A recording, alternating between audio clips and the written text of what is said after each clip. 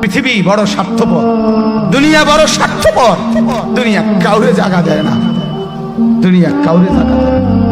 এত মজবুত পাইলিং করে যেই বিল্ডিং বানাইলাম, দুনিয়া তারে থাকতে দেয় না।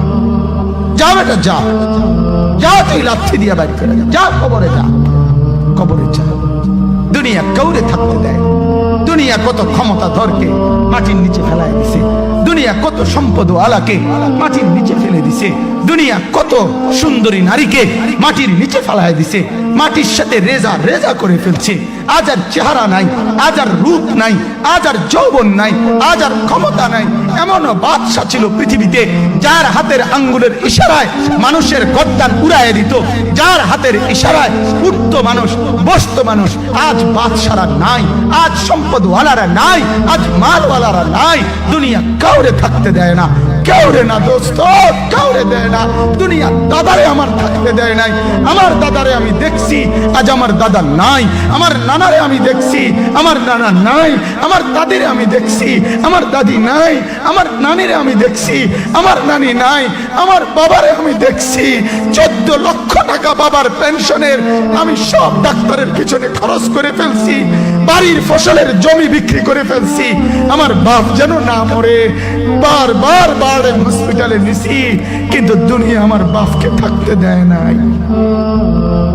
আমার বাপ কবরে চলে গেছে। দুনিয়া কাউরে থাকতে দেয় না, কাউরে না, কাউরে না, কাউরে না, কাউরে না। আমার বাপ দুনিয়া কাউরে থাকতে দেয় না। তুমি থাকবা না, তুমি থাকবা না। দুনিয়ার ধোকায় পড়ো না বাপ, দুনিয়ার ধোকায় পড়ো না। মাকে বুঝান, আজ মারা বেসামাল হয়ে গেছে, আজ বোনেরা বেসামাল হয়ে গেছে, বেপরদার উৎসব তুলে দিছে। এটা যেন আল্লাহর সাথে যুদ্ধ করছে।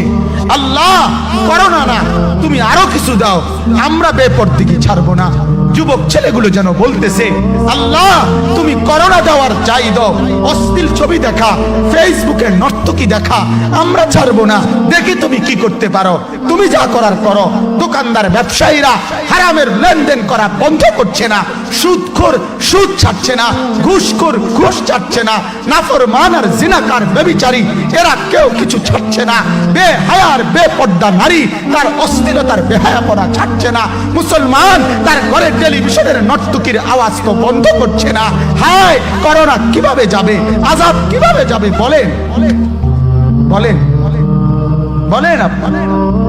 আমার বাপ ফেরাউনের উপরে তো আযাব এতদিন ছিল না, নমরুদের উপরে আযাব এতদিন ছিল না, সাদ্দাদের উপরে আযাব এতদিন ছিল না, কারুনের উপরে আযাব এতদিন ছিল না, লূত আলাইহিস সালামের কওমের উপরে আযাব এতদিন ছিল না, হুদ আলাইহিস সালামের কওমের উপরে আযাব এতদিন ছিল না, নূহ আলাইহিস সালামের কওমের উপরে এতদিন আযাব ছিল না। আজ আমরা মালিককে এই পরিমাণ নারাজ করছি, মালিক এত বেশি নারাজ। আজ 1 বছর হয়ে গেছে, 1 বছরের চাইতে বেশি হয়ে গেছে, কই করোনার মহামারীর আযাব তো যাচ্ছে না, গেছে গা বলে। আমাদের লক্ষ লক্ষ বাচ্চার পড়ালেখা বন্ধ, এরা নষ্ট হওয়ার চূড়ান্ত পর্যায়ে পৌঁছে গেছে। মোবাইল এদেরকে শেষ করে দিছে, লক্ষ লক্ষ ছেলে।